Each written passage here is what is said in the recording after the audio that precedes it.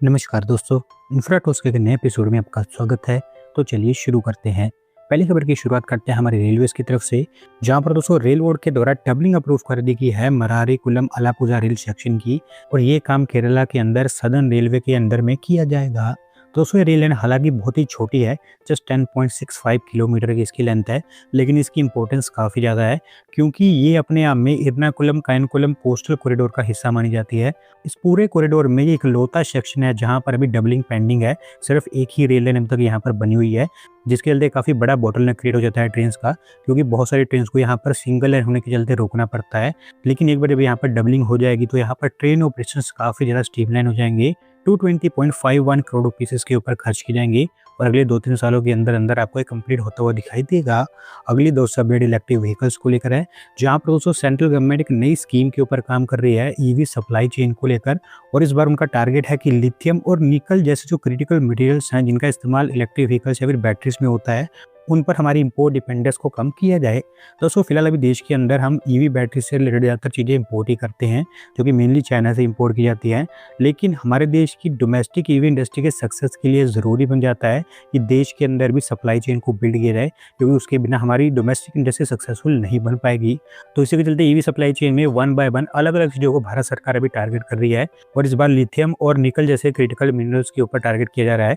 3000 crore rupees की scheme इसके लिए लॉन्च की जाएगी, जहां पर इनकी डोमेस्टिक रिफाइनिंग, प्रोडक्शन और प्रोसेसिंग के ऊपर इंसेंटिव दिए जाएंगे भारत सरकार के द्वारा। अभी फिलहाल मिनिस्ट्री ऑफ माइंस के द्वारा यह प्रपोजल तैयार किया जा रहा है, बहुत ही जल्द इसको रोल आउट किया जाएगा। अगली दोस्तों अपडेट हरियाणा से है, जहां पर दोस्तों हरियाणा के करनाल के अंदर एक state of the art modern bus terminal setup किया जाएगा हरियाणा सरकार के द्वारा। और इस प्रपोजल को हरियाणा स्टेट ट्रांसपोर्ट डायरेक्टरेट के द्वारा अप्रूवल दे दी गई है। तो दोस्तों हरियाणा सरकार का कहना है कि ये टर्मिनल पूरी स्टेट में सबसे बेहतर बस टर्मिनल होगा, जो फैला हुआ 31 एकड़ के एरिया में बल्ली बाईपास के पास इसको बनाया जाएगा, जो कि NH44 से डायरेक्टली कनेक्टेड है। जहां पर एक बस टर्मिनल, एक कमर्शियल हब, एक मल्टीप्लेक्स, एक मॉल, एक high street shopping zone, hotels, corporate office spaces, food court, pharmacy और रेस्टोरेंट जैसी मल्टीपल फैसिलिटीज आपको यहाँ पर बनती हुई दिखाई देंगी। एक सिंगल टाइम में 26 के आसपास बसेस को हैंडल कर पाएगा। 637 करोड़ रुपीस इसके ऊपर खर्च किए जाएंगे। और अभी क्योंकि अप्रूवल वगैरह मिल चुकी है तो काम जल्द स्टार्ट होगा।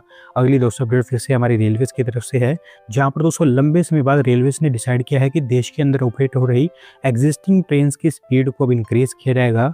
और अभी फिलहाल 350 से 400 के आसपास ट्रेन को आइडेंटिफाई किया जा रहा है, जो आपको आगे चलकर 130 kmph की स्पीड से ऑपरेट होती हुई दिखाई देंगी। तो दोस्तों आप जानते हैं कि रेलवे देश के अंदर ट्रैक अपग्रेडेशन का काम काफी तेजी से निपटा रही है। इनफैक्ट रेलवेज का अभी एक अच्छा खासा रेल नेटवर्क 130 kmph की स्पीड को हैंडल करने के कैपेबल है, जहां पर वंदे भारत, शताब्दी और राजधानी जैसी जो प्रीमियम ट्रेन है वो तो ऑलरेडी 130 kmph की स्पीड से ऑपरेट कर पा रही हैं। लेकिन जो दूसरी मेल और एक्सप्रेस ट्रेन हैं उनकी स्पीड को रेलवेज के द्वारा अभी तक नहीं बढ़ाया गया है। लेकिन अब अच्छी बात यह है कि रेलवे उसके ऊपर काम करने जा रही है। लॉन्ग डिस्टेंस मेल और एक्सप्रेस ट्रेन जो कि LHB कोचेस के साथ में ऑपरेट होती हैं और अभी फिलहाल जो 110 kmph की स्पीड के साथ में ऑपरेट कर रही हैं, उनको सबसे पहले टारगेट किया जाएगा और वो 130 kmph की स्पीड से ऑपरेट करेंगी। और अगर दोस्तों इसको सक्सेसफुली इंप्लीमेंट कर दिया जाता है तो क्वालिफाइड रूट्स पर मेल और एक्सप्रेस ट्रेन वंदे भारत, शताब्दी, राजधानी इस तरह की ट्रेन के साथ कंपेरेबल स्पीड में ऑपरेट कर पाएंगी। अगली दोस्तों अपडेट तमिलनाडु से है, जहां पर दोस्तों तंबरम कॉर्पोरेशन के द्वारा एक नए स्पोर्ट्स अरीना को लेकर प्लान सामने रखे गए हैं और इसके लिए उन्होंने 9 एकर्स ऑफ लैंड आइडेंटिफाई कर ली है। तो दोस्तों स्पोर्ट्स अरीना तंबरम मदुनावेल बाईपास के पास बनाया जाएगा, जो आगे चलकर तंबरम में one of the largest sports complexes में से एक होगा, जहां पर एक full size football turf, athletics tracks, tennis course, badminton course, swimming pool, skating track, gym, children play area, इसके अलावा लैंडस्केप वॉकिंग स्पेसेस भी देखने को मिलेगी।